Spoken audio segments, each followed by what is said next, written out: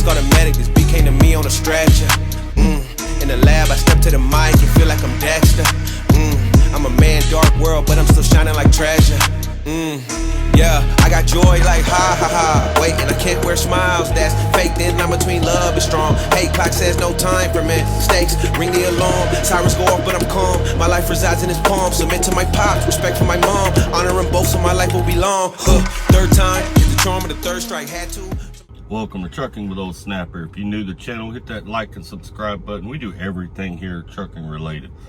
Might be trucking news, could be anything, a little bit of this animated stuff, a little bit of everything related to trucking. Don't forget to check out the shorts.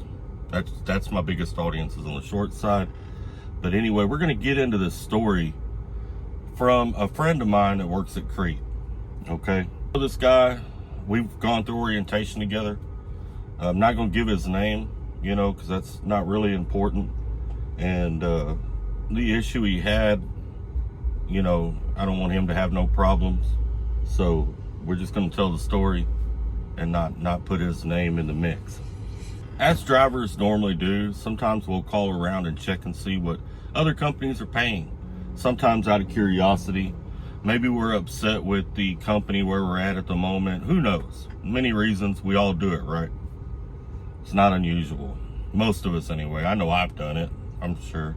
Well, that's what this guy did. He was at Crete, and for whatever reason, maybe he's just sticking his head up out the mud and seeing what some of these other companies are paying.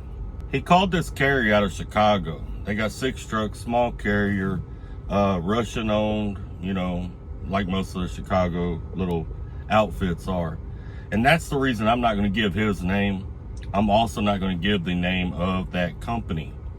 Now, if you're in my inner circle, I'll tell you what the name of that company is, because I do know it, but I'm not going to put it out on here because I don't want him to have any problems, and I'm not trying to unalive myself by talking about the Russian organized crime in Chicago and their hold on trucking in that area.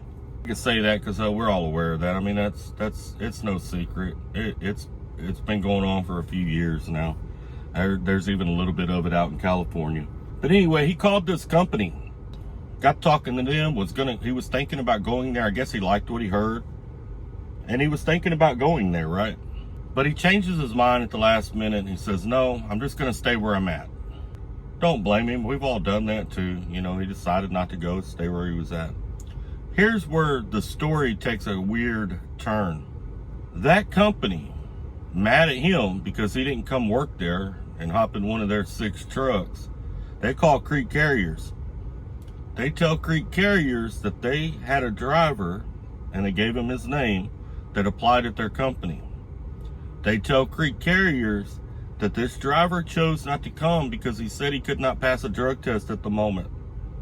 They also told Crete Carriers that he carries a gun in his truck. And that was another reason he didn't want to come, because they weren't going to allow him to carry a gun in his truck. Well, obviously, Crete don't allow that either. So he gets pulled into the terminal out of nowhere. Hey, you need to come by the terminal, we can talk to you. He goes to the terminal, and I'm not sure which one. I didn't ask him when we had this conversation. We had this conversation earlier. Crete tells him, says, hey, we're going to have to drug test you. They pissed him. They gave him a hair test, and they did a breathalyzer on him. They also called local law enforcement. They had local law enforcement come out and search his truck. It's their equipment. He's a company driver. They can do that. You are subject to that at any point in time. Okay? It's a really good idea not to carry nothing you ain't supposed to carry in your truck. I don't carry anything I ain't supposed to carry in my truck. Not only for that reason, but also, like, if you get pulled into DOT can search your truck too. Under the guidelines of a inspection, they can get inside your truck and look around. That's how they catch people with open bottles of alcohol in their truck, pill bottles they ain't supposed to have, all that kinds of crap.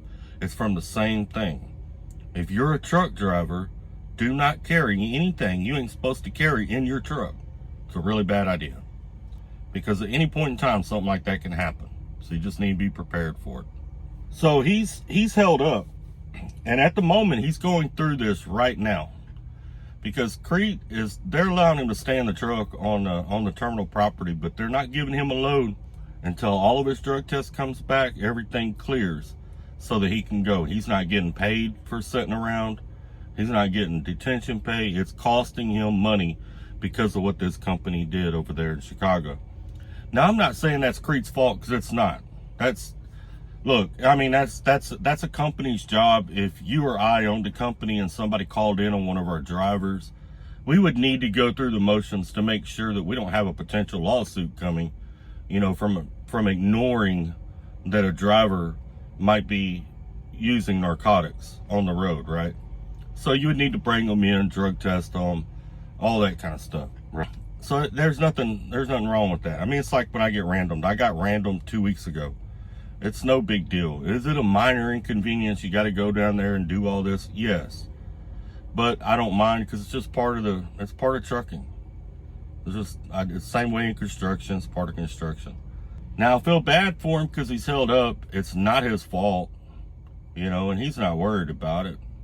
But he's still held up until the drug test and everything come back, which take a couple days.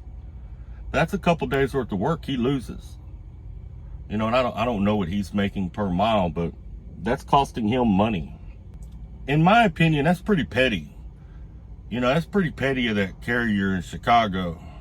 You know, I mean, I understand he's only got 6 trucks. Maybe he's having a hard time keeping drivers. Maybe he's having a hard time getting drivers to work for him. And it's probably, judging by the way he handled this situation, it's probably because he's crooked, which is a lot of the reason that a lot of us drivers out here do not want to work for a Chicago carrier. I am one of them. When I'm looking for a job, if I'm looking online and they got a Chicago number, I don't even call them. They may not even be Russian owned. They may not even be Ukrainian owned or Eastern European owned. They may be American owned. But I will not call them, because they have such a horrible reputation among drivers for doing some really shady business. I don't know if any of y'all remember, but last year I interviewed a friend of mine on the phone who worked for one, who now lives down in the Florida Keys.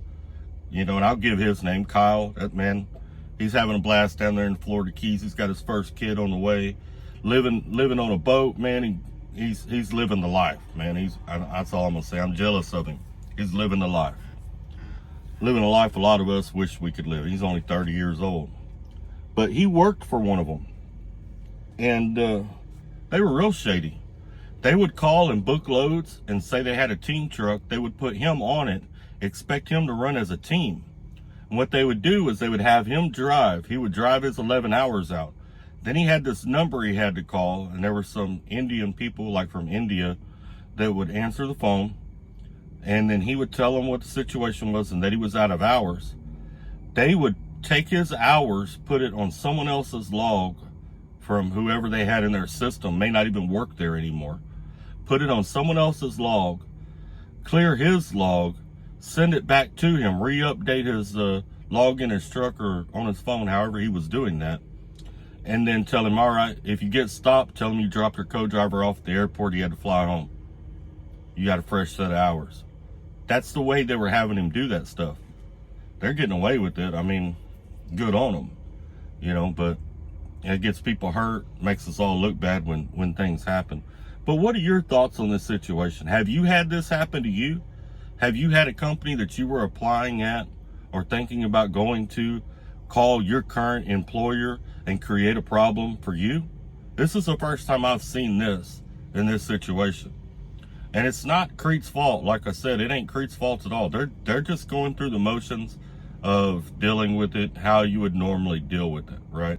I just think it's absolutely insane. And a little message to that company in Chicago: if you see this video, shame on you. You know, that you would mess with another man's livelihood and another man's way of living to feed himself and his family because he chose not to come work for you. Maybe if you start treating your drivers a little bit better, maybe you won't have to play shady games like that. I bet if he had come work for you, you would have probably tried to extort him into staying working for you. You probably would have done something to hold above his head, whether legal or illegal, to make him work for you. And he probably never would have found another job in trucking, because I guarantee you that anybody that called to get a verification on him, you'd have gave him a bad review.